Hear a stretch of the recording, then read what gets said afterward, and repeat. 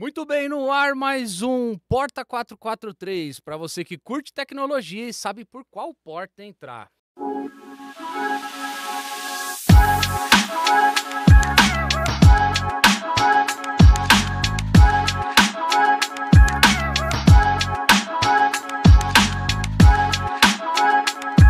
E hoje uma conexão São Paulo-Rio de Janeiro e para fazer comigo aqui o Porta 43, Daniel Parra. Valeu, Fabião. Obrigado, cara. Mais uma vez ao seu lado. Um prazerzaço. E, cara, hoje a gente com um convidado super especial. Um camarada que tem uma qualidade, assim, no que ele faz. Pedro Carvalho, especialista em direito, olhem só, especialista em direito autoral da música no Brasil. Pedro, muito bem-vindo. Obrigado por ter vindo do Rio aqui para trabalhar com a gente nesse podcast. Imagina, obrigado. É um privilégio estar aqui com vocês. Obrigado pelo convite. Conexão Rio-São Paulo, né? Vamos ver se dá samba. Com certeza. E para falar desse tema que é o que tá na ponta da língua da galera, tecnologia e música, né? Tá no nosso dia a dia. Sem dúvida, cara. Então são 15 anos de estrada já nesse mercado. Eu acredito que a gente tem bastante coisa para conversar hoje. Sem dúvida, cara. Pedro, assim, a gente tem a questão da música no Brasil e o passo a passo aí que a galera precisa seguir, né? Porque não é simplesmente ir lá, produzir uma música, botar pra tocar. Sim. Como que funciona o inicial, assim, o passo a passo, cara, pra quem tá acompanhando a gente? Olha, Fábio, a música tá no dia a dia da gente, né? E isso é uma coisa que a gente não pode perder de vista. A música tá no momento de felicidade, ela é trilha sonora, às vezes, do momento de tristeza. Sim. Então, quando a gente pensa em algum momento da nossa vida marcante, tem uma trilha sonora. Tem. Então, é um mercado gigantesco, né? E é um mercado muito bem organizado. Eu acho que isso é legal da gente destacar. Legal. O mercado da música, sobretudo do direito autoral, é um mercado muito bem organizado, referência para o mundo. Então, os outros países olham para o modelo de gestão no Brasil e admiram e se espelham nele. Pô, que E legal. querem aprender cara. como a gente faz. Então, isso é muito bacana. E para quem tá começando, né? Se esse é o nosso papo, para quem tá começando na música,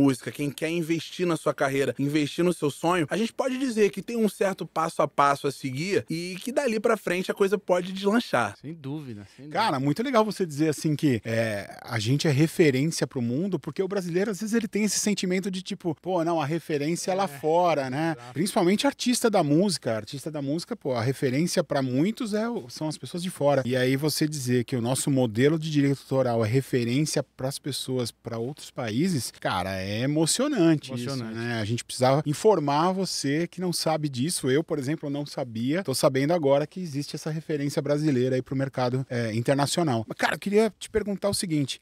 Sou músico, escrevi minha música, sou novo na música, né? Não sou, tô fazendo um exemplo, tô dando um exemplo aqui, não sou. Mas eu para quem está nos vendo, né? Então, se você é músico, pô, acho que eu vou fazer essa pergunta por você. Eu sou músico, escrevi minha música. Por onde eu começo? O que eu preciso fazer? Se tem um direito, eu imagino que eu preciso registrar essa música. Depois de um registro, o que acontece? Eu tenho que referenciar em algum lugar? Eu tenho um crédito sobre isso? Explica pra gente. Dani, essa é uma pergunta que é fundamental todo mundo que está começando a fazer. Porque existe ainda mais no mundo da tecnologia, em que você tem que publicar tudo a todo tempo, tem que, né, dar visibilidade para sua arte, existe uma certa pressa. Tudo bem, a gente tem que colocar o nosso sonho para frente, mas a gente precisa tomar alguns cuidados. E o que eu posso dar de recomendação? Quem tá começando, tome muito cuidado e dê muito carinho para a parte do registro. Né? Olha aí. Então, A pra gente te falar. quando compra um carro, né, pra gente garantir que ele tá com a gente corre logo no Detran pra resolver. Isso Se a gente aí. compra uma casa, o primeiro passo é botar no nosso nome. Por que a gente não vai fazer isso com a nossa arte, com a nossa música? Então esse é o conselho que eu procuro dar pra todo mundo que tá começando na carreira musical. Porque é uma forma de você proteger o seu patrimônio. Sim. É um patrimônio imaterial, né, não dá pra gente tocar, mas pertence a você. Existe o lado moral, a tua criação intelectual, ela tem valor e precisa ser protegida. E no Brasil existe um critério muito grande com isso. A lei autoral, ela é muito rigorosa e garante os direitos do artista. Então, eu começaria pelo registro. E existe um caminho para fazer isso. Inicialmente, você tem que procurar os órgãos que são homologados para isso, Legal. né, reconhecidos para isso, que é a Biblioteca Nacional, Escola Nacional de Música. E existem hoje alguns sites que são homologados, né, que como agentes validadores da autoria. Ah, legal. Entende? Então você pode procurar, não não tenho como chegar num espaço físico da Biblioteca Nacional, eu não tenho como ir na Escola Nacional de Música. Existem sites homologados com segurança, em que o registro é pelo ICP Brasil. Então existe toda uma tecnologia por trás, garantindo que aquele registro digital seja super válido. Beleza. Aí, a partir do momento que você registrou, chega a hora de impulsionar a tua carreira. Garante que aquilo que você criou tá registrado, tá protegido e corre atrás do seu sonho. Pô, legal, cara, porque assim, geralmente o músico pensa, fiz a minha música, vou colocar ela na internet e vou distribuir a música. Ele não pensa em registrar, né? Poucos devem pensar, né? Pelo menos assim, eu tenho alguns amigos músicos que o primeiro pensamento é esse. Às vezes o cara não pensa em registrar. E a associação que você fez com o carro é perfeita, porque é o exemplo perfeito, né? Você não vai pegar o carro e falar, não, Vou andar aqui sem o documento. Eu já vou viajar com o meu carro, vou sem documento mesmo. Não faz Exatamente. sentido, né? É uma preocupação que a gente tem que ter. Agora, depois desse registro, existem vários caminhos que o artista pode tomar. E a gente está num momento da música, não só no Brasil, mas no mundo como um todo, de empoderamento do artista independente. Isso é muito legal. Em outras épocas, você tinha que ter um apadrinhamento, um cuidado, um impulsionamento na sua carreira por entidades grandes, pelos selos, né, pelas grandes gravadoras. Hoje, a verdade é que com um bom microfone, uma boa captação de áudio, um bom isolamento acústico... E a internet. E a internet. Você segmenta seu público e vai que vai, né? Um abraço. Então a gente vê muitas vozes ganhando espaço na música hoje que começaram de maneira super inusitada, às vezes com uma postagem. É aquele um post que garante o sucesso e dá visibilidade, uma visibilidade que até grandes artistas de alguns anos atrás não conseguiam experimentar.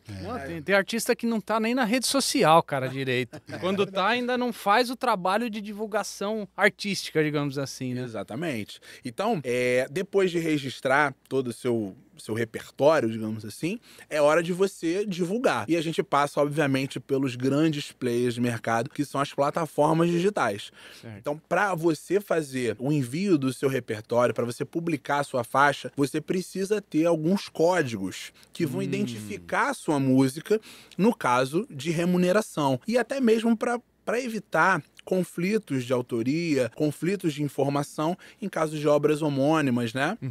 Então, assim, para você fazer essa publicação, você precisa ter acesso ao código que a gente chama de ISRC, que é a sigla para International, perdoe o meu inglês, tá bom?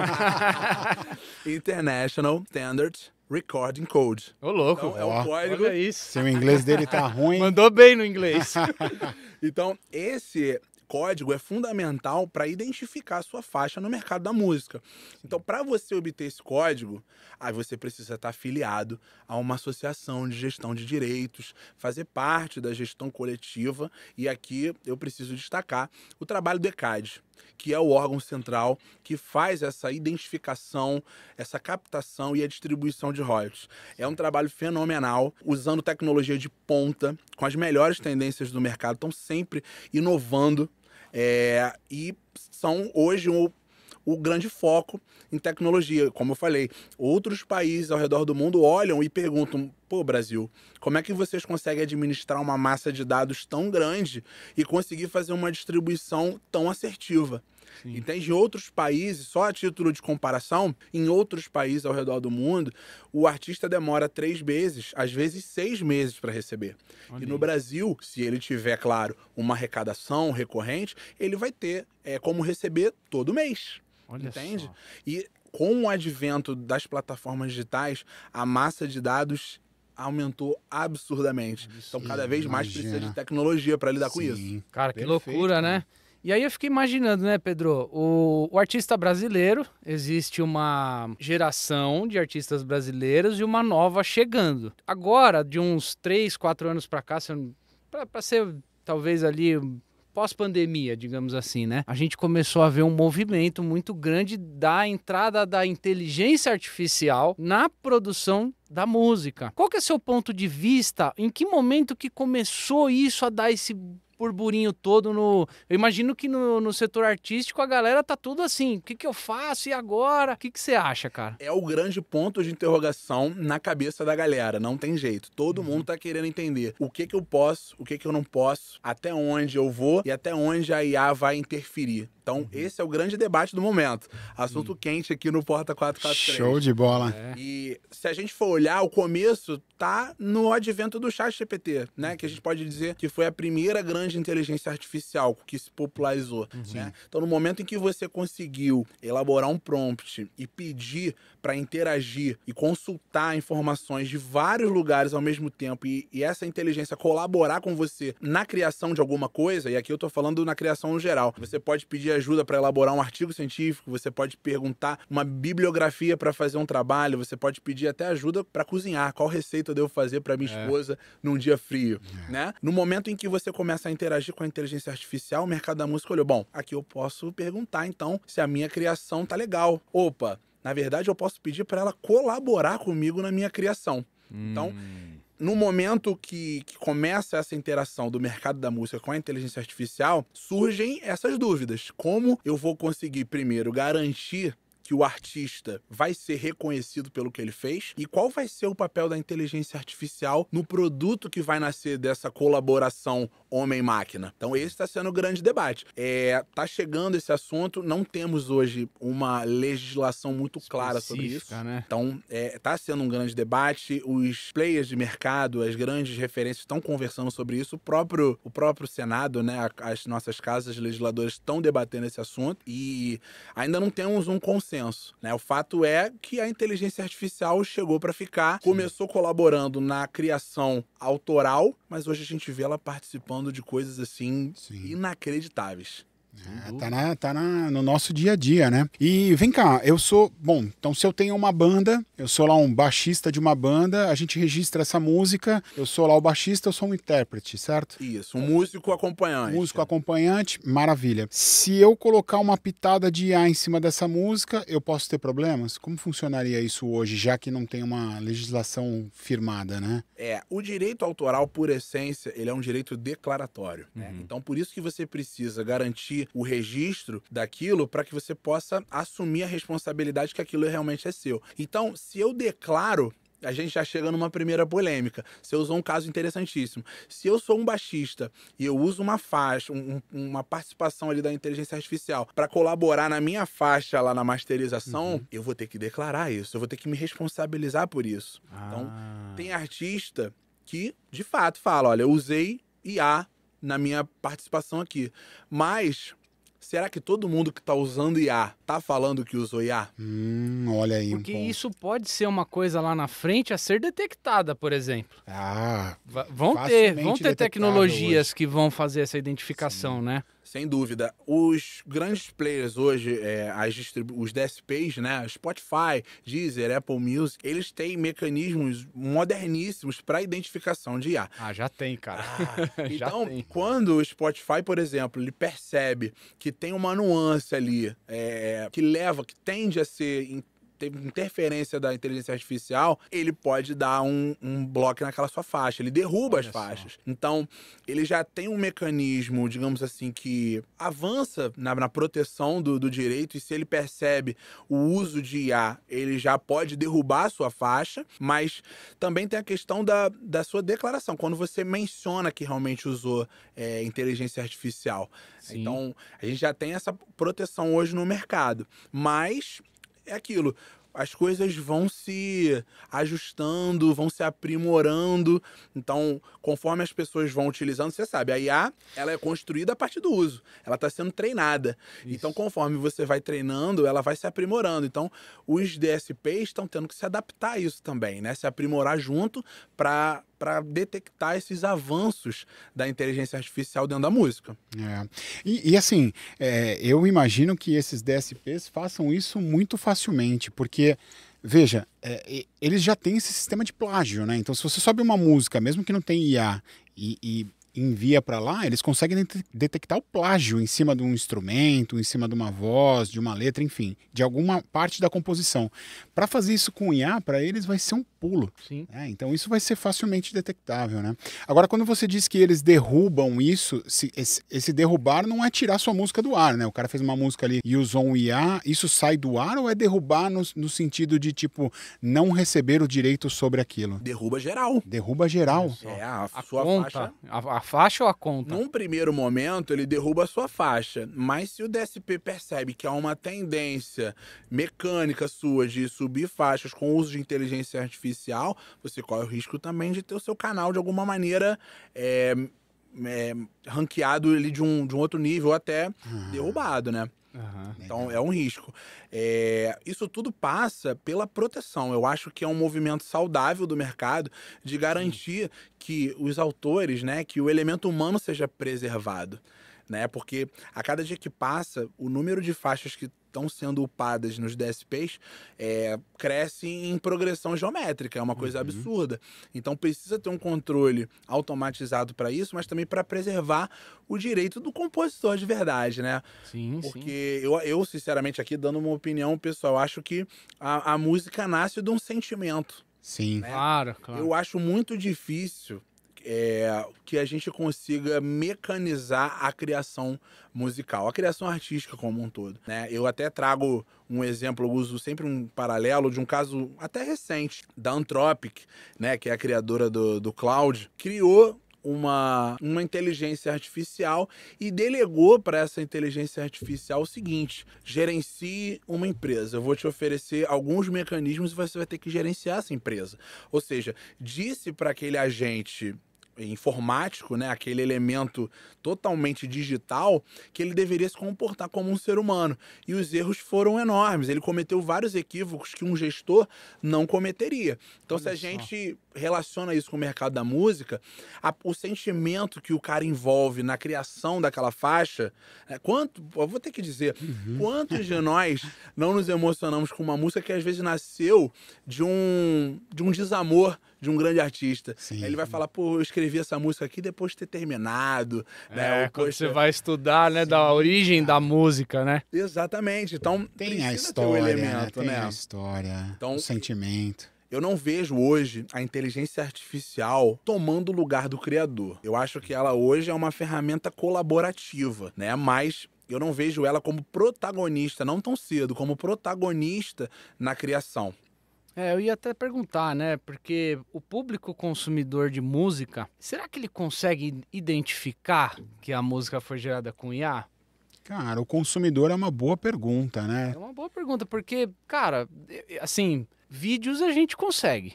Sim. Hoje ainda dá pra perceber. Tudo bem que já tá bem avançado também, tem vídeo que não dá, né, pra identificar. Chega num Mas eu nível acho que a absurdo, né? música, cara, eu acho que dá pra notar quando o artista ele tem essência, né? E o que você acha, cara? Você acha que a humanização vai prevalecer, então, sobre a tecnologia? Eu acredito que sim, mas quando a gente olha para as soluções que já estão sendo usadas no mercado, a gente fica com o cabelo em pé. Então, Doideira. Tem muita coisa surgindo, né? Se a gente for olhar para as principais tecnologias, e essa é uma pergunta que eu escuto muito, do artista que está querendo usar a inteligência artificial para colaborar com ele no processo criativo. Quais são as ferramentas que eu tenho hoje aqui na mão, à disposição? Então a gente tem algumas ferramentas que estão em destaque, algumas IAs como a própria Suno. Então existem soluções em que você sobe a sua criação, você envia para ele até alguns samples, alguns exemplos do que você quer que ele crie e ele harmoniza aquilo, né? Certo. Agora, existem determinados nichos da música, determinados segmentos, como por exemplo a música eletrônica, em que a IA tá presente muito forte. Porque a música eletrônica, ela tem um padrão, ela tem ali um ritmo muito eletrônico, né? Tá aí, sim. É redundante dizer isso. Então, Mas é verdade, né, cara? E assim, talvez dentro disso que você esteja falando, a IA já atuava e a gente nem percebeu. Né? Então, a IA, hoje, fala-se muito sobre a IA na música, mas é porque o artista quer que a IA faça tudo. Cria o instrumento, cria a voz, cria a letra. Mas na música eletrônica, como é que você vai perceber isso, né? sim. Então tem aquela batida conhecida já, né? Só que aí a IA criou. Quem foi que criou? Foi o artista que eletronicamente produziu aquele som ou foi uma IA que fez por ele? Mas a música que tem o sentimento, né? Então você comentou dessa parte do sentimento. Se você pega uma pessoa que não tem aptidão para criação de música e ela pede para IA criar para ela, talvez, eu imagino, minha opinião, seja perceptível. Mas olha só, e se você pega um super artista que tem aptidão para aquilo e ele põe num prompt o sentimento dele, cara, será que a gente vai detectar que aquela música realmente não é dele, é de IA? É uma dúvida, né? Então não sei, dúvida. Às vezes essa ferramenta para esse cara veio para ajudar muito, sem dúvida, né? Ele vai, ao meu ver, merece o crédito por aquilo. Sem dúvida. Mas o cara que não tem aptidão e deixou a IA criar 100%, será que ele merece o crédito por aquilo? Hoje, né, justamente por a gente não ter uma legislação muito clara sobre isso e para proteger o artista, a gente mantém a inteligência artificial no lugar dela, né? Mas vai chegar um momento em que a gente vai precisar entender até que ponto a inteligência colaborou com aquilo, ela vai ter uma participação naquilo. Esse é um ponto interessante, né? A questão da participação, porque imagina lá, você faz os seus registros. Sim. Tem uma diferença entre, por exemplo, eu sou o criador e tem a figura do co-criador ou coautor. Sim. Tá, usei a IA na minha música. Ela entraria como coautora, por exemplo? Essa é uma excelente pergunta. Recentemente, né, o ECAD, junto com as associações que fazem parte da estrutura de gestão coletiva, vendo esse cenário, criaram um mecanismo para que o artista, voltando para a questão declaratória, informe se ele usou a inteligência artificial naquela criação. Lá na base, no registro. Na base, isso. Quando ele faz a declaração daquele repertório, na verdade, ele tem que informar se foi um uso parcial de IA ou se foi o uso total. E tendo havido esse uso, qual foi a solução que foi utilizada, se foi um chat GPT, um cloud. Ele precisa pontuar a solução também. E o prompt que ele imputou. Que legal. Olha só, cara. Isso é legal para quê? Para que num momento posterior, quem sabe, o ECAD, né, e possa acompanhar esse tipo de prompt, está gerando esse tipo de conteúdo, tentar entender até de que maneira a inteligência artificial está se moldando aqueles pedidos, né? Sim. Você fez uma pergunta ainda há pouco sobre a identificação da inteligência artificial. No nicho eletrônico, a gente comentava, ela é uma protagonista já e ajuda muito. Mas quando há o elemento vocal, eu acho que fica um pouco mais complicado, né? A gente vê na internet alguns vídeos super em tendência agora, que você usa a voz de um famoso para ler o que você outro botou, texto. né? Deepfake. E isso tá crescendo. Você vê que a coisa fica cada vez mais difícil de identificar, né? Mas na hora de interpretar o sentimento, as nuances, eu acho que ainda vai ter um caminho a se percorrer antes da voz também ser totalmente manipulável. Teve um caso interessante, você comentou, Dani, sobre a questão do uso da IA de maneira inteligente, que ela veio para contribuir. Há um tempo atrás eu vi um artista que sabia manusear com excelência esses elementos de inteligência artificial, ele pegou o canto de um pássaro típico aqui da nossa fauna. E aí, usando o canto desse pássaro, ele segmentou em faixas, que seria o reverb, foi adicionando alguns elementos ali na masterização e criou uma faixa espetacular que Só poderia em cima disso. Poderia ser utilizada por uma orquestra. É incrível. Vale a pena a gente olhar para a inteligência artificial também como uma participação na colaboração, digamos assim, uma ferramenta de aprimoramento. Mas o protagonista tem que continuar sendo o artista, né? O grande dilema se ela é uma ferramenta ou se ela pode ser uma criadora, né? A gente vai saber com o tempo, né, cara? Não tem como, né? Vem cá, uma dúvida que me surgiu agora, tá? Me desculpe a leiguice aí, né? Mas vamos lá. Qual que é o ponto final dessa auditoria, né? O que essas associações pensam? Por que não está sendo... Por que o entendimento delas ainda não é liberar a IA? Então, por exemplo, o que me veio na cabeça agora é porque lá na frente pode existir plágios e a gente não saber nomear quem é o verdadeiro iniciante daquela IA, porque vou tratar como iniciante, né? Porque não foi ele nem que produziu. Ele pediu para a IA produzir para ele, mas ele nomeou como dele. Eu acho que aí ele vai querer um direito autoral sobre isso, certo? Sim. Então, qual que é o ponto final? O ECAD, no caso, vê isso como uma tentativa de guiar quem é o primeiro autor daquela IA, ou tem outras peculiaridades aí em cima? Olha, eu acho que, assim, a gente não tá fechado para essa visão. Eu acho que o ECAD, ele não tá fechado para a chegada, né, da inteligência artificial. Ela é inegável, ela vai fazer parte do nosso dia a dia, como já tá fazendo. Então, é questão de proteção. Eu acho que Legal. é importante garantir que aquelas músicas, aquelas obras que foram concebidas já por autores, né, por pessoas de verdade, que essas obras, esses fonogramas, eles não sejam confundidos com criações artificiais. Acho que esse é o grande lance. Legal. A gente não quer inibir, né? Eu acho que ninguém está pensando em limitar o uso da IA. Né? Ela chegou de vez e vai fazer parte do dia a dia dos artistas.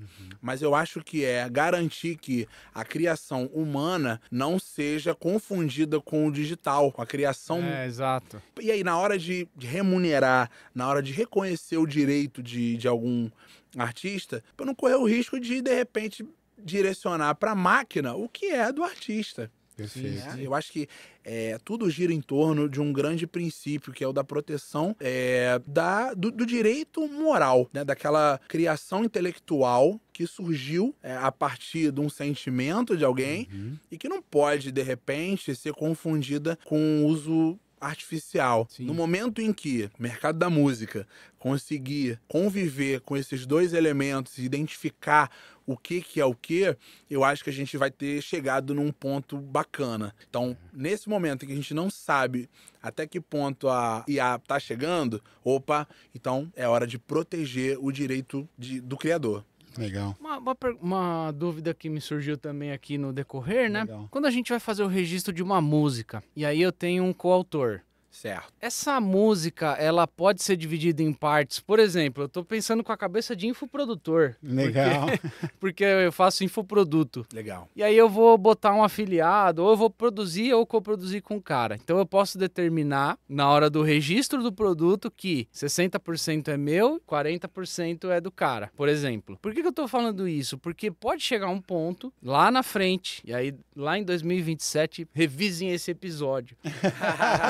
Legal. Que a gente precise fazer algum tipo de declaração, olha, eu produzi desta forma, porque já tem um detalhamento pesado pelo que você explicou. Sim. Você tem que explicar qual é o prompt que você usou, qual é a inteligência que você usou. Ela é a inteligência artificial aqui, então beleza. 100% feito por ela ou não? Será que será que a gente chega no nível, talvez assim, olha, a minha participação aqui é de 60% e 40% da IA. Você entendeu onde eu quero chegar, Sim. cara? Esse mecanismo já existe para parcerias humanas. Isso já existe. Isso é padrão. Então, se eu escrevo uma música com o Fábio e com o Daniel, eu posso dizer, galera, 30% é meu, 40% é do Dani e os outros 30% são do Fábio. Ou não, poxa, vocês só chegaram no final, 70% é meu e 15% para cada um. Existe a possibilidade de colaborar na criação, isso é desde que o mundo é mundo. A gente conhece as grandes parcerias da história da música, ninguém compõe sozinho, então a gente sabe que isso é padrão. Agora, você levantou uma questão interessante. Quando a IA for um desses personagens ali no rateio da autoria, Exato. né? Exato. De alguma maneira, isso pode até garantir uma proteção também pro artista, né? Se ele diz, olha, eu escrevi, mas a melodia, quem colocou foi a IA. Então eu quero botar que 50% sou eu, 50% é a IA. Maravilha. Então de tudo que for captado para essa canção, 50% fica para você e os outros 50% a gente vai entender como é que a gente vai distribuir isso para a IA. Eu acho que a grande dificuldade hoje é reconhecer direito de uma máquina. Exato. Esse é o grande desafio. Máquinas vão ter direito? Quem vai receber por isso, né? Quem vai receber por isso? Chat GPT vai entrar na briga. É. E aí a gente Talvez vai a máquina não, mas e a marca, né? Aí a empresa por trás. Isso vai gerar um movimento de mercado que a gente não sabe que rumo pode tomar. Cara, eu fico pensando imagina assim, a gente... Quando o ChatGPT ele começou a ser difundido, a ideia original do ChatGPT era ser uma OpenAI. Sim. Então, Open é Open, não é paga. Sim. Com o tempo, você começou a ter as assinaturas, ou seja, ele joga um bot, faz você ficar dependente para poder pagar. E a questão da música e a IA pode ser muito parecido com isso, cara. Assim, eu tô falando de uma visão, não tô falando que é assim, né? Não, então... você já tá antevendo o que já tá rolando, Fábio. É legal, você tá antenado. Porque hoje, as inteligências artificiais que são usadas para colaboração na criação musical, elas estão seguindo o mesmo modelo das IAs, digamos assim, originais. Sim. Ela te dá uma provinha. Usa a minha solução gratuita, mas se você quiser aquele que a mais, você tem que pagar por essa solução.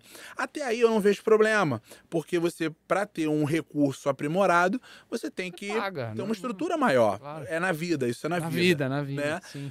O grande problema que eu tenho enxergado, eu vejo isso com certo receio, é a questão da coparticipação.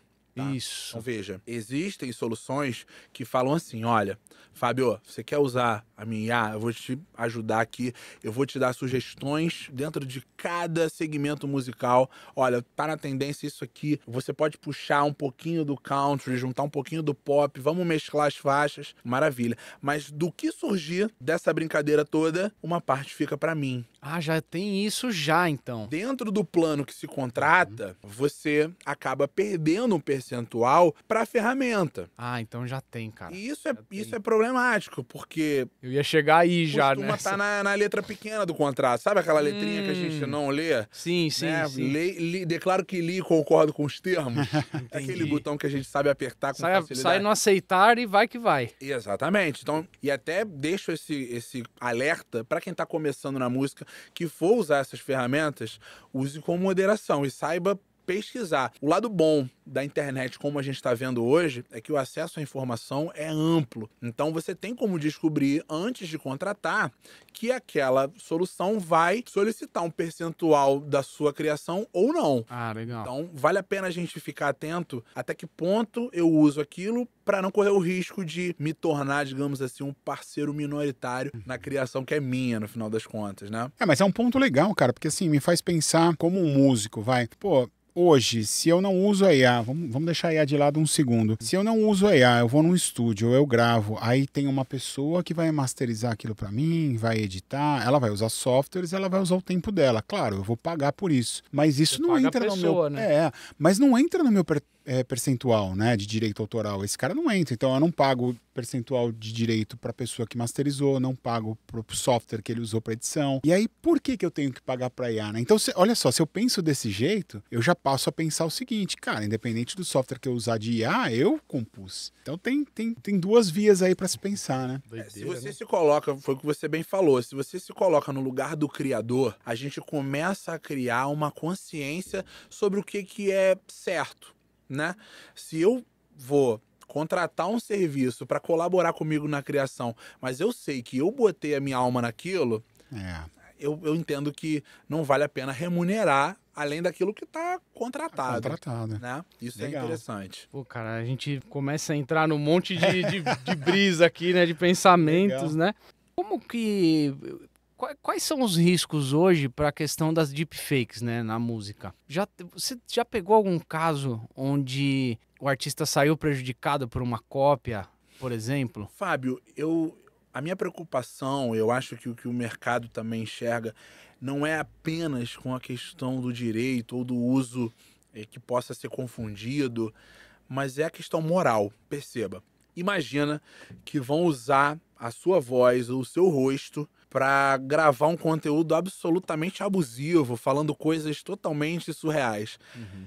Ainda que não haja um risco, de repente, ao seu repertório, né? Aqui pensando você como artista, mas veicular esse tipo de conteúdo usando a sua imagem, a sua voz, num discurso ou produzindo um material que é totalmente contrário ao que você pensa, isso traz um dano muito grande para você como figura pública, eu ainda diria isso, né? Eu acho que esse é o grande cuidado que o mercado tem que ter, que os artistas têm que ter, é que a deepfake ela não pode ser conduzida para meios que possam manchar a imagem daquela pessoa. Esse é o cuidado que a gente tem que ter. Isso é importantíssimo. Preservar a tua figura, né? E a gente sabe que um artista, eu pelo menos sinto isso, um artista passa muito né, da figura dele. Ele passa muita autoridade. Se ele sabe se posicionar bem, ele consegue movimentar verdadeiras multidões. Então, sem dúvida. Né? Então, você vê, às vezes, um artista faz um lançamento de um determinado produto,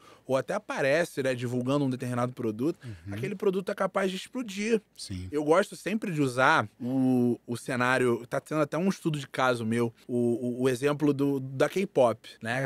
Essa galera da Coreia, essa música popular Tá coreana. super em alta, hein? A gente não conhece ninguém que não seja um super fã de K-pop, né? Meu filho, inclusive, chega com umas novidades que eu fico, cara, onde você descobriu isso? Me conta. A molecada sempre atualiza a gente, né? Eu tô ficando pra trás, filho. Me conta como é que funciona isso. E aí, recentemente, uma dessas artistas apareceu usando um determinado produto, um tal bonequinho. E esse bonequinho Estourou. decolou de vendas. Estourou. Então, veja, se ela é capaz de divulgar uma coisa e gerar um conteúdo positivo, uma produção em massa de um determinado produto, o mesmo também vale ao contrário. Sim. Se ela fala alguma coisa terrível, aquilo pode mexer com a emoção de uma verdadeira massa. E toma uma proporção, assim, descomunal, né? Gigantesca.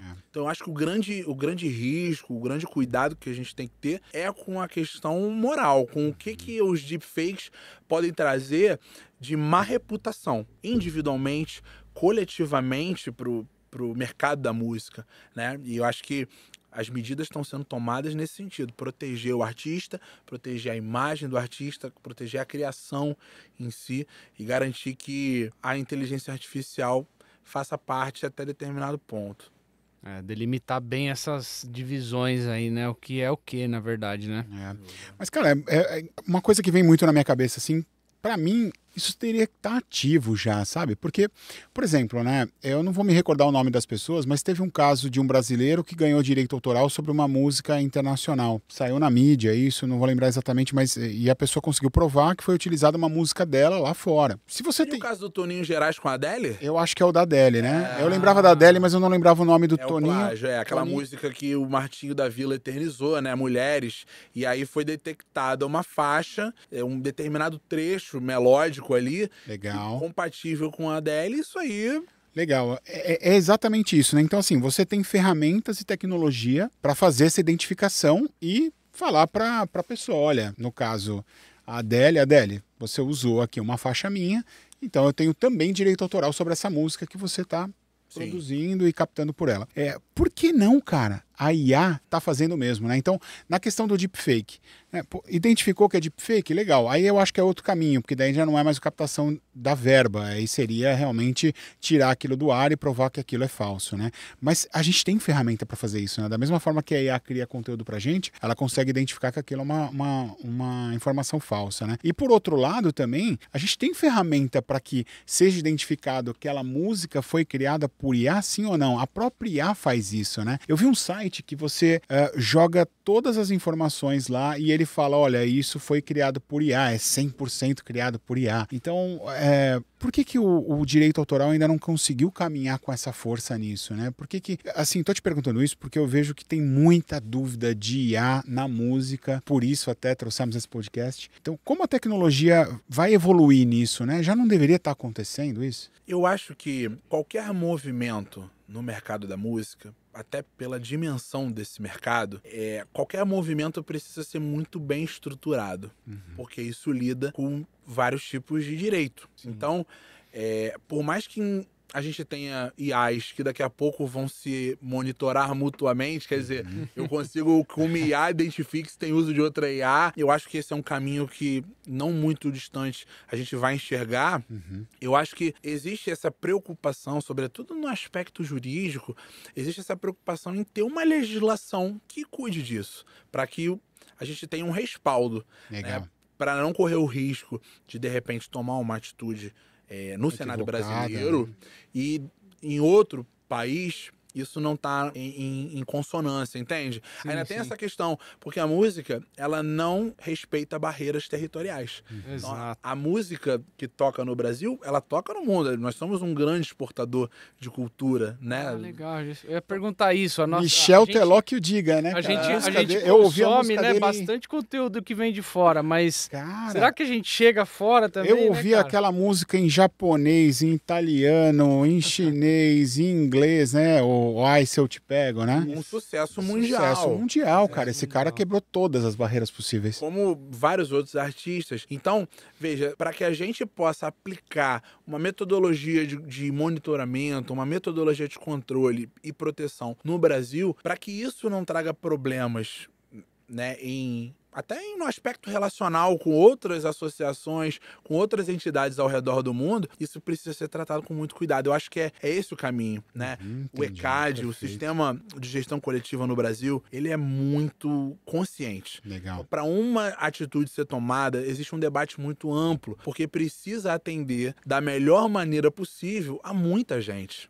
Então, para que a gente possa tomar qualquer caminho, a gente precisa pensar muito bem no que vai ser feito. Então, imagina, se a gente determina aqui no Brasil, nós vamos seguir essa metodologia, né? Se a IA foi identificada, a gente vai tomar esse caminho. E se lá fora não tá rolando? Pois Então, é. eu posso estar punindo Bota um uma repertório barreira aqui, gigantesca ali, Sim. né? entende?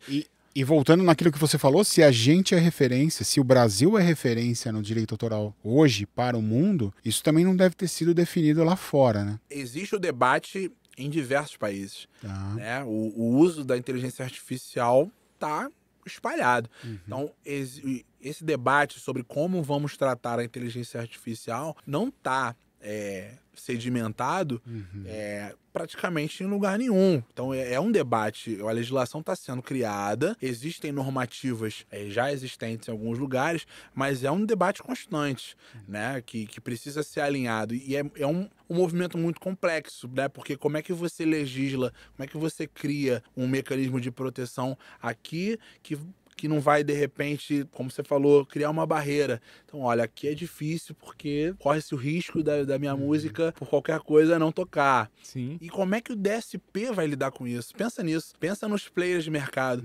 Como é que o Spotify, como é que o Deezer, o próprio YouTube vai controlar que esse tipo de conteúdo tem um tipo de gestão nesse país. E esse mesmo exato. conteúdo em outro país tá liberado. Aqui a lei é tranquila. Legal, é um pensamento, mas olha, depois do que eu ouvi aqui, Fabião, acho que eu diria que o mundo está esperando a gente resolver. Porque se somos referência, meu amigo, né? o mundo está esperando o Brasil resolver. É isso. Legal. Ô Pedro, você que é do meio, né? Existe, de novo, né? Voltando na questão, né? Tem as gerações de artistas, né? Você sente na geração um pouco mais antiga a resistência ao uso de ferramentas digitais? Daí não tô nem falando de IA mesmo, né? Tecnologia, né? Tecnologia. E essa geração nova, a resistência em não usar e fazer algo mais tradicional, igual o pessoal mais antigo, porque isso eu tô falando da música, mas isso a gente vê em vários segmentos, né? Eu falo no corporativo, a gente tem um pouco de resistência, né? O cara que não usa o CRM, né, Daniel? O cara que não usa RP. Olha, eu vejo No isso mundo todo dia, né, cara? No mundo artístico tá parecido, ou a galera tá mais antenada, como que tá, cara? Eu queria complementar a sua pergunta, que é ótima, Fabião. E assim, antigamente o camarada ele tinha que estudar a música, estudar o instrumento. Tudo bem, sempre nasce um camarada que tem aquele feeling pro negócio, né? Mas assim, ele tinha que estudar partitura. E hoje o cara aperta um botão e a parada acontece para ele ali automática, né? Então, isso complementando a sua pergunta, né? Como que você enxerga isso? Eu acho que a gente tá num meio termo muito bacana. Eu não vejo que os grandes nomes da música ou até mesmo aquela galera de uma outra geração tá tão fechada assim, não. Eu até me surpreendo conversando com alguns artistas e que são jovens há mais tempo e que estão nesse mercado há mais Jovens tempo. há mais tempo. Eu converso com eles e eu vejo que eles estão se adaptando, enxergam a importância de se inserir nesse mercado.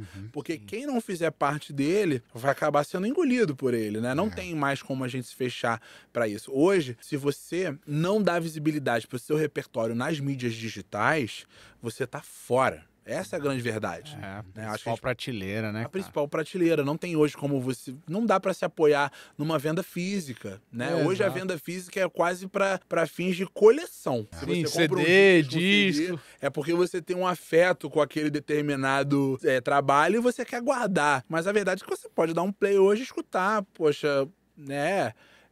O primeiro CD do Led Zeppelin, o primeiro LP que eles lançaram, tá no perfil deles no Spotify, remasterizado em altíssimo nível, né? Então, eu acho que não dá pra você fechar os olhos pra isso. Quem tá vindo, né, dessa geração old school, digamos assim, tá participando desse movimento, e quem tá surgindo agora, surpreendentemente, tá reconhecendo o valor da caneta, como a gente diz. Ah, então, era aí que eu queria chegar, cara. Tem o valor da caneta. Então, é obviamente que vão existir pessoas que vão usar indiscriminadamente a inteligência artificial, mas a pessoa que realmente quer construir uma carreira, o artista que realmente está empenhado em construir um legado, deixar um legado, ele não vai deixar a caneta dele de lado. Ele sabe que pode contar com a IA, mas ele não vai deixar a criatividade dele escondida. Então, é o novo sentindo a importância do analógico e a velha guarda se misturando com a tecnologia. Olha aí, cara. Legal, cara. Porque é uma disputa geracional, né? Querendo ou não, né, cara? Então, sempre bate essas dúvidas aí, né? Ah, legal. Eu li um tema, assim, muito parecido com isso que você falou, porque antigamente a pessoa, por exemplo, escrevia um livro e ela fazia questão de ter aquele livro em todas as livrarias. Então, ela fazia lançamento, ela ia lá e participava desses eventos de lançamento, e as pessoas compravam o livro e tinham aquele livro em casa, né? E hoje, cara, a maior vendedora de livros do planeta é a Amazon. Então, você compra um livro digital, faz o download, lê e acabou. E eu vi exatamente isso, né? Tem os grandes escritores, eles ainda fazem questão de ter o livro impresso. Tem no digital também, tem no físico, para você fazer download, etc. Mas eles fazem questão de manter no físico e ter esses livros ainda impressos. E a nova guarda, né, não a velha guarda, os mais novos, estão vendo isso com bons olhos, e os novos livros estão saindo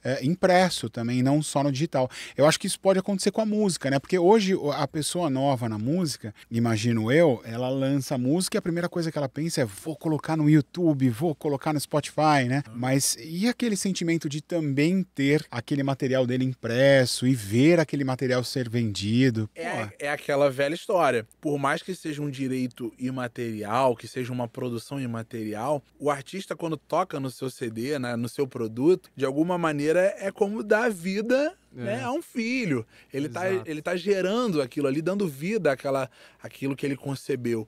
Então, isso é uma tendência de mercado, inclusive. Um estudo recente mostrou que a produção de vinil tá numa ascendente. Olha só, cara, né? tá vendo? A produção de vinil tá numa posição ascendente justamente porque as pessoas voltaram a querer ter o material consumir físico, esse material, né? consumir a ficha técnica, Olha que era uma coisa que os mais antigos adoravam Os fazer. encartes, cara, era muito legal você ter aquele material, né? Tinha um cuidado artístico na produção da capa do CD. Sim. E a ficha técnica retrata a imensidão daquele trabalho. Cara, Porque às vezes você ouve a voz só daquele grande intérprete, mas tem uma mega estrutura por trás. Sim. Tem aquela galera que contribuiu para aquela gravação acontecer. Então, na ficha técnica, você enxerga todo mundo. É uma forma de dar visibilidade para todas as mãos que fizeram parte daquela criação. e é muito legal, você tocou num ponto que me tocou o sentimento aqui. Eu me lembro de algumas faixas antigas de músicas que eu ouvia, e aí eu consegui rapidamente lembrar da capa do CD. Então, assim, faz uma diferença, né? Então, hoje o artista, se ele lança só no digital, às vezes a referência se perde rápido, né? E eu me lembro de grandes artistas pela capa do CD, eu me lembro a ordem das faixas. Então, isso é muito gostoso, né, cara? Muito legal. Em dois aspectos, né, Dani? Porque é o reconhecimento do trabalho, mas é também a documentação Sim. que aquele artista pode precisar para ter o direito dele reconhecido também. Legal. Esse é um desafio dentro do cenário digital, que é a identificação correta. Sim. Então, o que a gente tem visto, né? Quem acompanha esse mercado vê que uma faixa que é de amplo conhecimento de autoria de fulano, nos créditos daquela faixa, dentro do DSP, autor desconhecido. Peraí, autor como desconhecido, cara. Então, às vezes, o cara não tá tendo o direito dele reconhecido e remunerado porque não houve o cuidado na documentação. Olha Que só. antigamente, no disco físico, no LP, tinha Você que ter tinha isso. esse registro. Porque tinha a figura da direção que Olha aí. acompanhava a montar aquilo. Então, É. não dá pra gente esquecer o que a gente trouxe até aqui.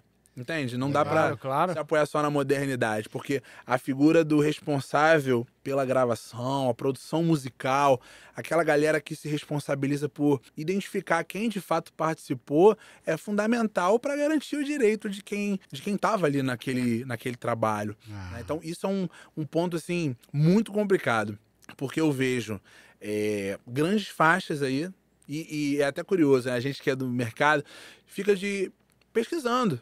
Pô, essa faixa aqui, deixa eu ver como é que tá o crédito dessa faixa. E você às vezes se assusta. Peraí, o autor dessa música não tá aqui? Isso significa que quando você identifica lá o autor desconhecido, significa que essa música não tem registro ou foi um problema de inserção cadastral da faixa? Inserção da faixa na plataforma. Ah, ok. E aí a plataforma, ela vai se preocupar em remunerar o que tá documentado. Então, se não tem informação de autor, eu não tenho autor a remunerar nessa faixa. É zero remuneração. Então vamos lá, só pra separar bem. Fui lá, fiz o registro fiz a minha documentação das minhas faixas. Beleza. Quando eu vou subir isso para uma plataforma, se eu não identificar na plataforma, ele não vai cruzar automaticamente.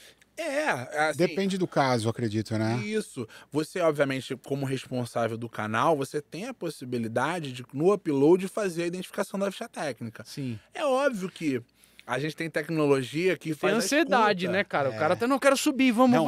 Dá uma olhada, cara. É exatamente isso que você falou. Fala dessa tecnologia, Pedro. Ele estava me contando isso. Olha só que a grandeza da tecnologia aí. E aqui, de novo, muitas palmas para a galera do ECAD, porque existe tecnologia de identificação que, pelo trecho daquela faixa, ele consegue identificar que aquela gravação está com uma determinada documentação. Existem processos de escuta de altíssimo nível hoje no Brasil.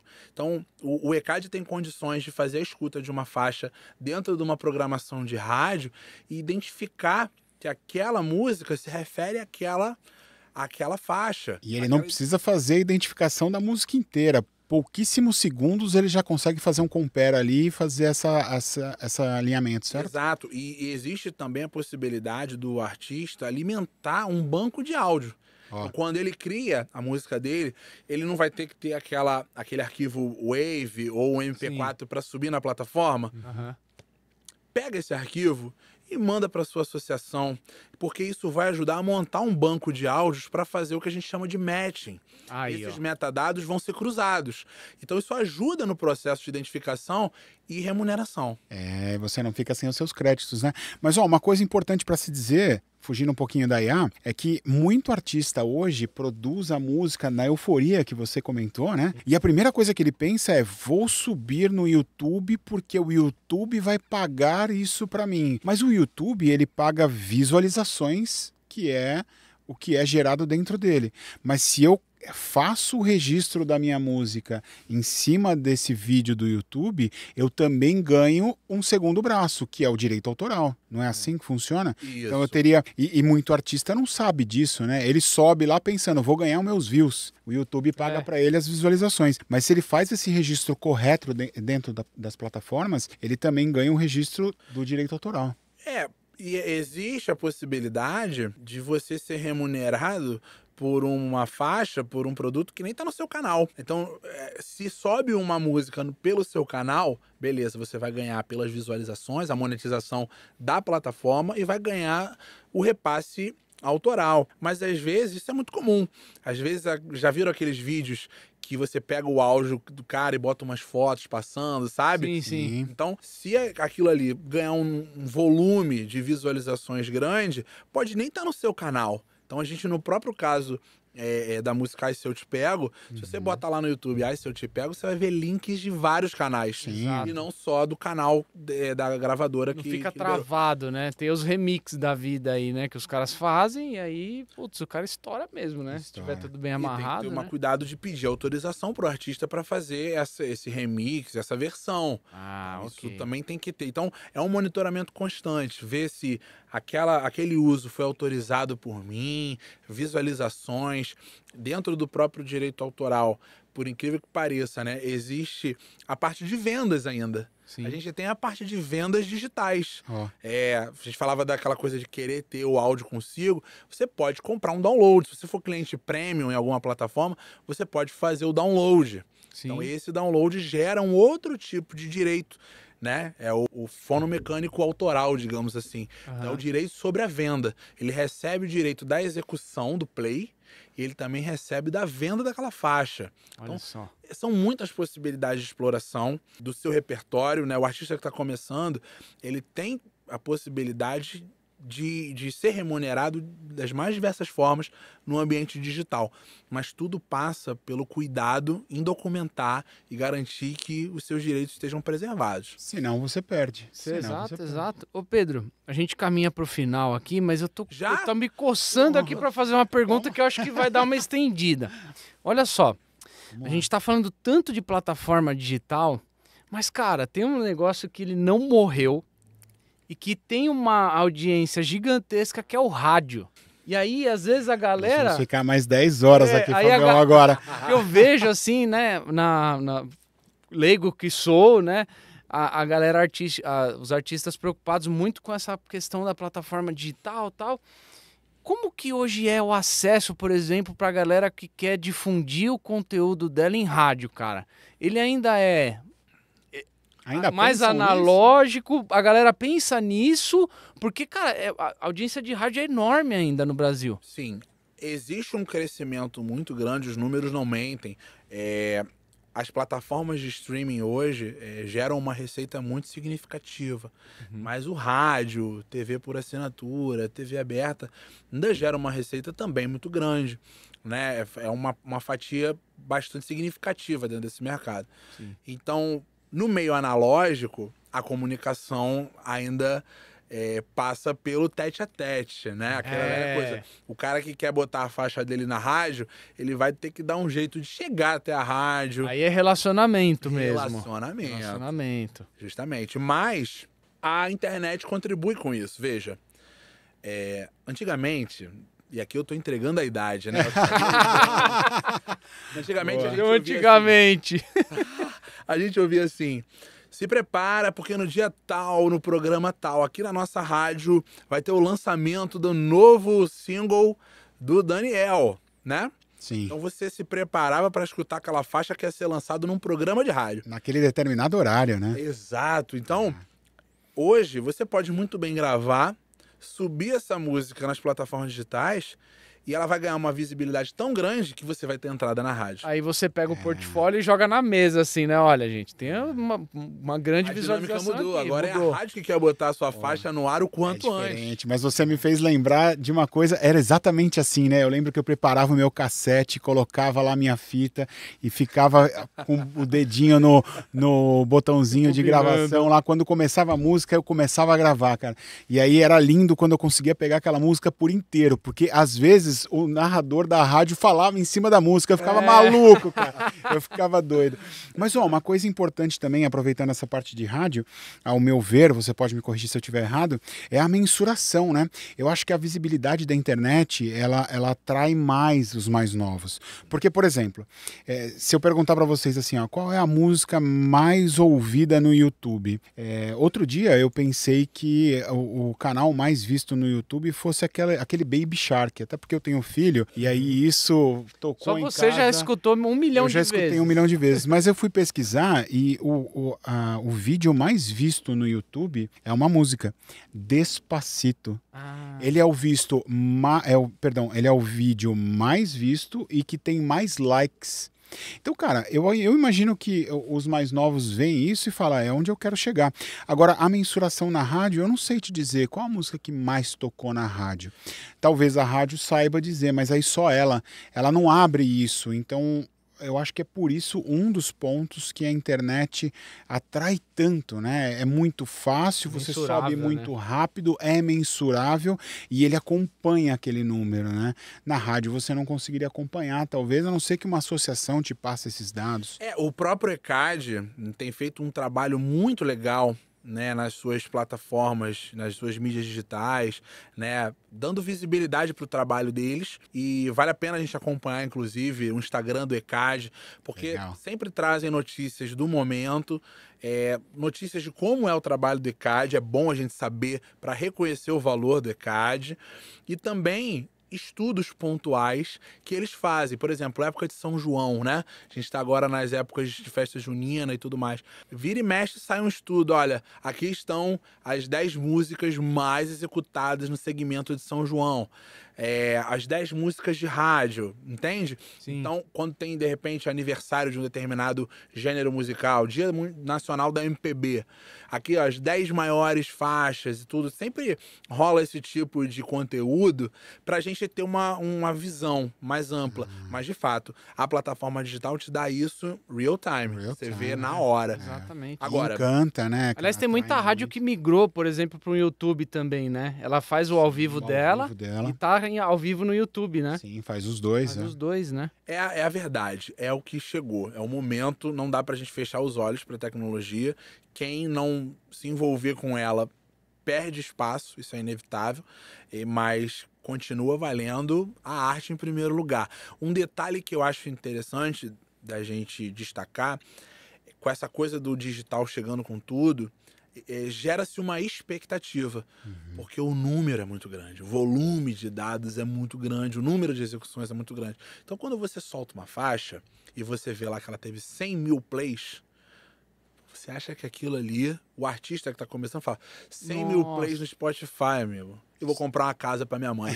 Eu estou famoso, fiquei famoso. E não é assim, né? A remuneração nas plataformas digitais, ela está muito aquém.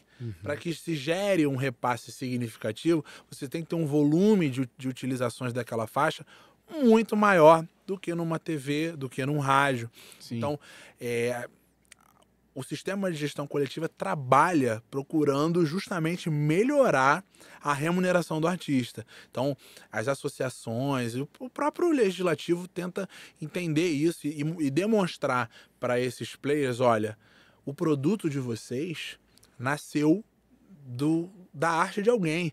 Vocês existem graças à arte de alguém. Não é justo remunerar esse alguém que está, né, alavancando a sua marca? Sim. Então, hoje, é um repasse ainda muito pequeno perto daquilo que a gestão coletiva, né, o mercado da música entende como o justo.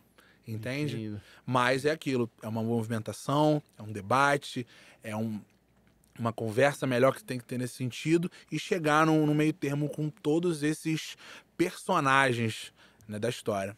Tem uma questão agora que me surgiu aqui, né? Então eu fui lá, registrei minha música, subi no Spotify, tô estourando, YouTube, beleza. Uma rádio quer tocar minha música. Vou lá, passo a documentação, a rádio começa a tocar, outras rádios começam a tocar. A questão da remuneração das rádios também não deve ser, R$1 por música, não é assim, né? Tem todo um estudo que é feito. Quando esse cara vai para uma televisão e a faixa dele toca na televisão, aberta e mensurável também, porque depende muito de audiência, né? Sim. Ele também tem a possibilidade de ser remunerado por essa faixa tocada? Como que funciona isso? Com certeza. Existe o tipo de uso comercial. Então, se a sua música for utilizada num comercial, você vai negociar esse uso com uso a comercial. empresa que Você fez o comercial. negocia isso como uso comercial. Isso. Ok. Mas quando a sua música ela é inserida na programação de uma emissora e essa programação ela é executada publicamente, aí esse direito está dentro do escopo do trabalho do ECAD. Ah, ok. Então, se você quer botar sua... Vamos supor que você foi procurado,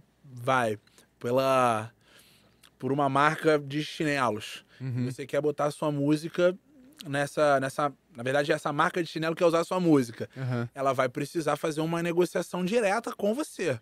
Ah, ok. Tá? Aí é uso comercial, Uso da comercial. faixa, digamos assim. Agora, se a sua música entra na programação de uma novela, de uma série, e hoje, de novo, no digital, a gente vê um crescimento muito grande dos audiovisuais nos streamings, Globoplay, Netflix, Prime Video, os conteúdos estão migrando, estão ganhando uma força muito grande nos streamings de vídeo também. Então, se você bota a sua música, se o seu repertório for usado num produto audiovisual, seja em TV aberta ou em streaming, aí sim tem a captação de execução pública. Ah, ok. Era essa a diferença que eu queria trazer. Legal. E aí, vamos supor, fiz lá então uma música, a minha música toca todo dia na abertura de um programa, né?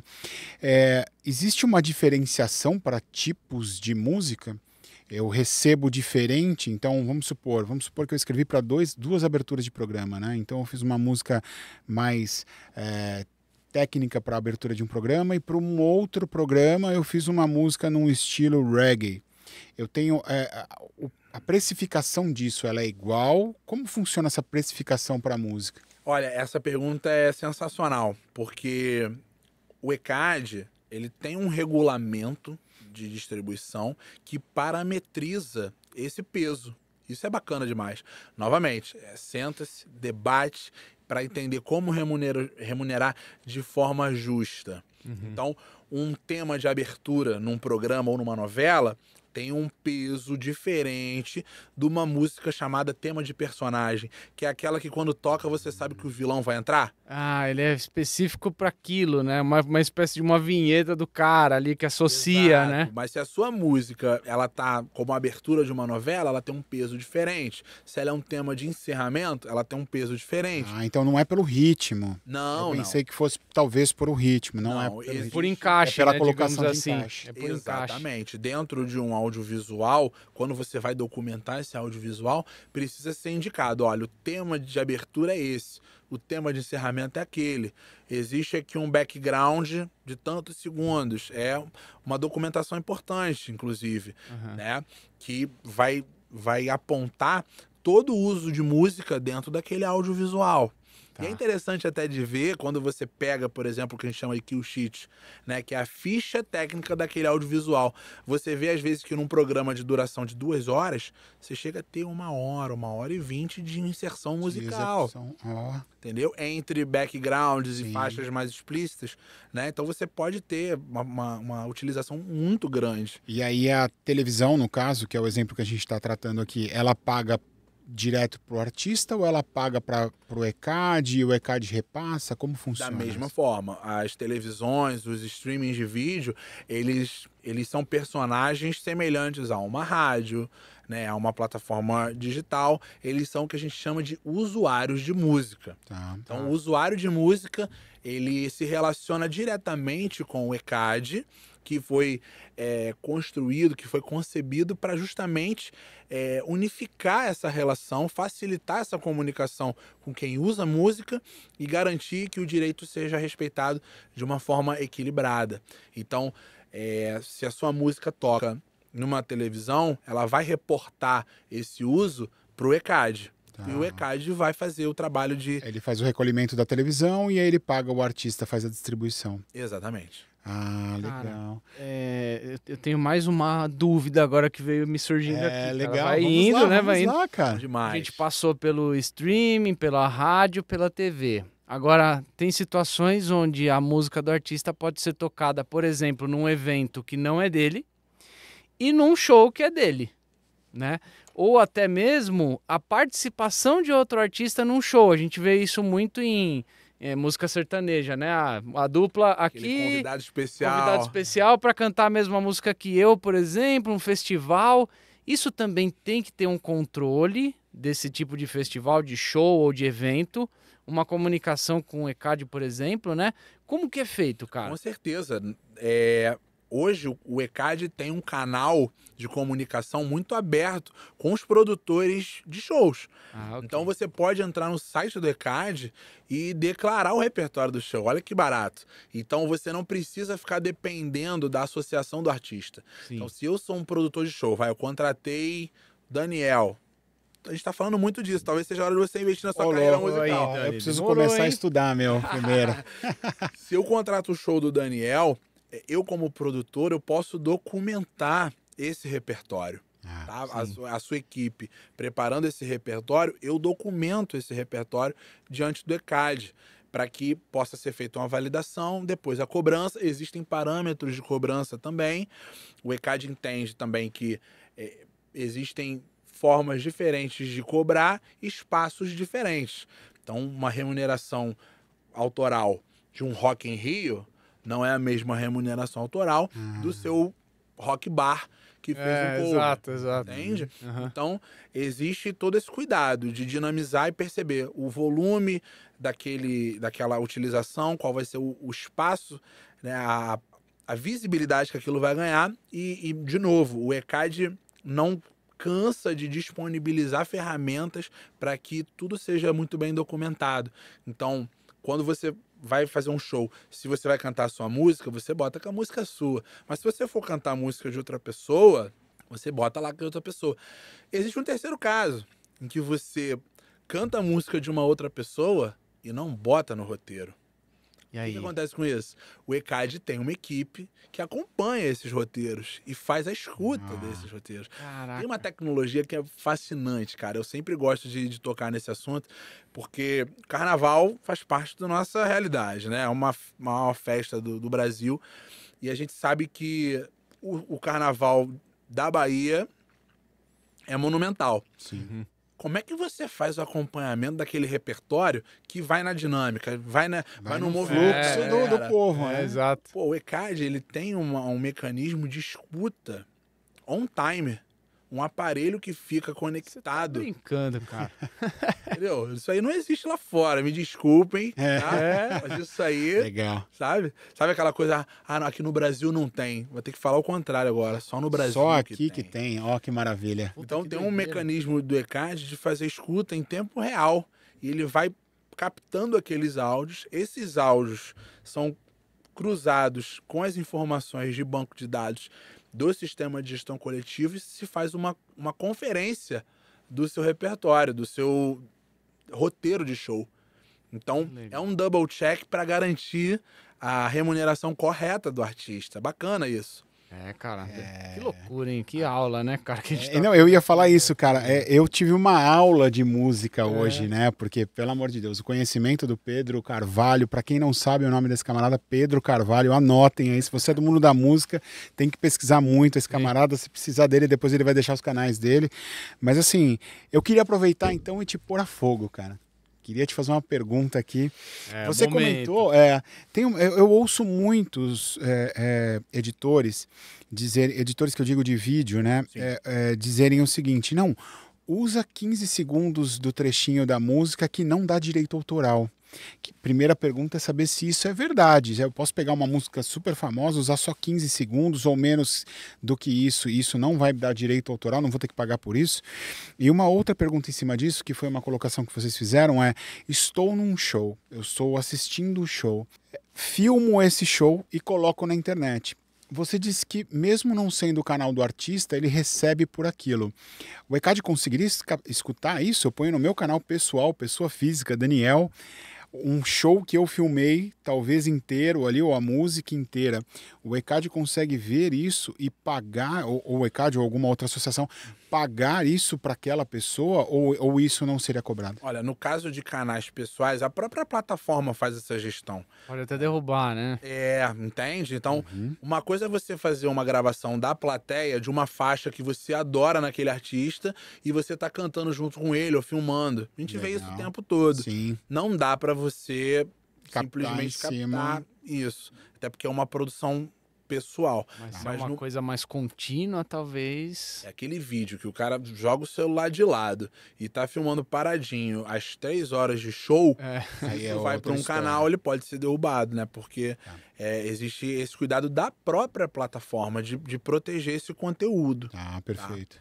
Até para evitar problemas judiciais, né? Que o artista pode acionar a plataforma, né? Então, eles sabem como isso é respeitado e se previnem nessa medida. Né? Então, tem todo esse cuidado. Agora, os 15 segundos. Cara, os 15 segundos... não sou perito, né? Existem peritos que entendem disso.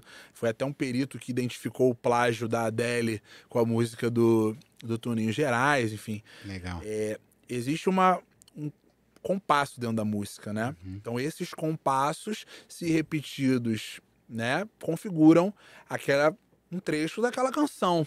Então, se você usa determinado compasso daquela música, pode ser considerado um plágio e uso, né, da música. Mas acho que a própria plataforma também, ela tem como acompanhar isso. E é muito difícil, cá entre nós, você usar só 15 segundos de uma música para enfim, divulgar algum produto seu, né? 15 segundos... você pode, inclusive, negociar, existem negociações que rolam para você fazer uso desses 15 segundos de música para fins comerciais. Acionado. Vamos tocar no assunto do momento, Mundial de Clubes.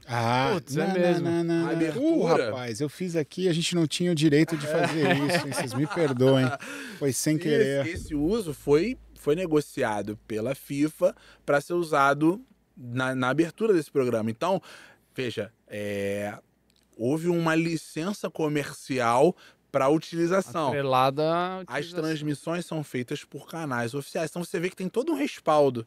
Tudo bem amarrado, tudo né, muito cara? bem amarrado. Né? Bem amarrado. Então, a tecnologia está avançando no sentido da inteligência artificial, esses usos que a gente está vendo agora super inovadores, mas a inteligência também, a tecnologia também está caminhando a favor do artista.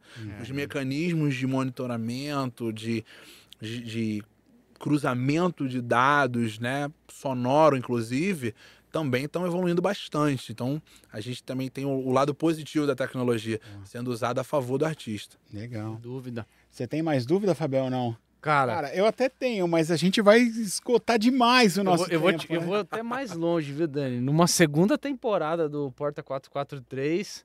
O Pedro vai ter que voltar, cara. Vamos lá, então. Ou a gente vai pro Rio, né? Ou de vamos repente. Mas eu já vou fazer essa chamada, cara. Se você é músico ou gosta de tecnologia e tá acompanhando o nosso canal, gostou desse podcast, quer mais um pouquinho desse camarada que é super inteligente e toca esse assunto com tanta facilidade, Pedro Carvalho, escreve aqui, deixa a chamada pra gente, que a gente faz um episódio 2 com ele, né, Fabião? Exatamente.